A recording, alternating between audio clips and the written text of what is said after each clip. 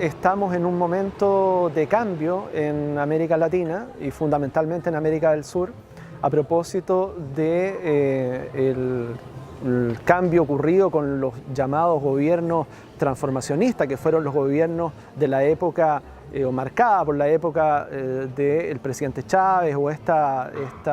digamos, ola de gobiernos bolivarianos en Ecuador, evidentemente en Venezuela, también en Bolivia, en Brasil y fundamentalmente en Argentina. Hoy día lo que tenemos es que los dos países más importantes del cono sur, por lo menos, que son Argentina y Brasil, han cambiado drásticamente de gobierno, desde estos gobiernos transformacionistas, como los gobiernos de la presidenta Cristina Fernández, ¿no es cierto?, o la presidenta Dilma Rousseff, a gobiernos neoliberales, gobiernos de orientación hacia el libre mercado, y entonces que se han planteado bastante críticos de las políticas redistributivas que estaban desarrollando los gobiernos de esta corriente o de esta vertiente bolivariana, lo que ha generado una serie de tensiones al interior de nuestra región. Yo creo que estamos viviendo un momento de transición que convoca en el fondo a pensar cómo la crisis de los estados-nación en el contexto de la expansión del neoliberalismo a escala global nos está planteando a través de dos hitos que son muy significativos. Uno es la muerte de Fidel Castro, otro la asunción de Donald Trump. Nos están indicando de qué manera el desprestigio de la política, de la democracia representativa, desbordada por la apropiación del propio Estado por parte de las grandes corporaciones transnacionales, nos está planteando un momento justamente de fortalecimiento de los imperios, pero además imperios que ya no son administrados por los aparatos estatales, sino por las grandes transnacionales y los intereses macroeconómicos que están detrás de ellos.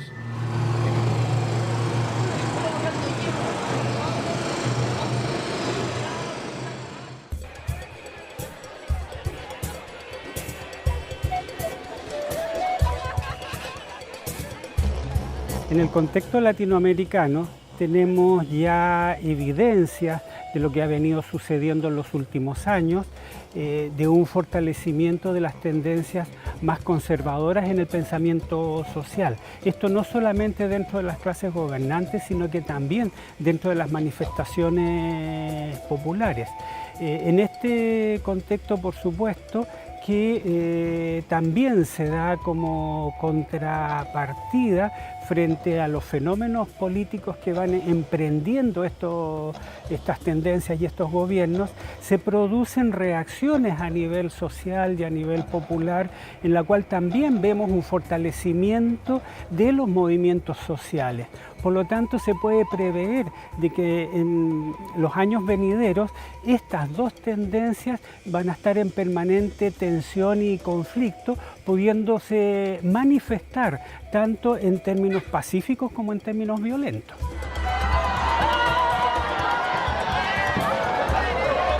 En política no podemos tener nada totalmente claro. De hecho, la misma elección de Donald Trump nos habla, ¿no es cierto?, de que en política no hay nada zanjado, ¿no?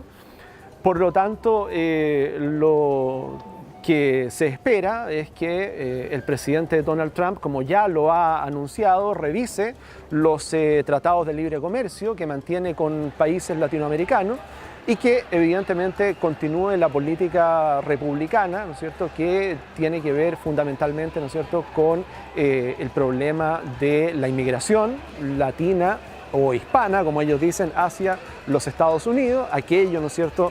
va a afectar posiblemente a México y a los países, ¿no es cierto?, de Centroamérica y el Caribe, fundamentalmente, ¿no? Ahora, de que exista una política por parte del presidente Trump de intervención mayor hacia América Latina, como lo vimos en décadas anteriores, es difícil, por cuanto el eje de conflicto nosotros estamos viendo, por lo menos en las declaraciones o en los tweets del presidente Trump tienen que ver con el conflicto, ¿no es cierto?, con China, y que es un conflicto marcadamente comercial. Por lo tanto, lo que podríamos tener con América Latina sería un conflicto de tipo migratorio más que un conflicto de tipo político. Además que en América Latina, ¿no es cierto?, están triunfando gobiernos de derecha. Por lo tanto, la tensión allí, además con un proceso de paz en Colombia, tendería a disminuir. Probablemente el único caso donde Estados Unidos se podría comprometer aún más tiene que ver con Venezuela, pero eso sería un caso específico. En términos globales, en términos macro, me parece que la política va a estar marcada por el problema migratorio.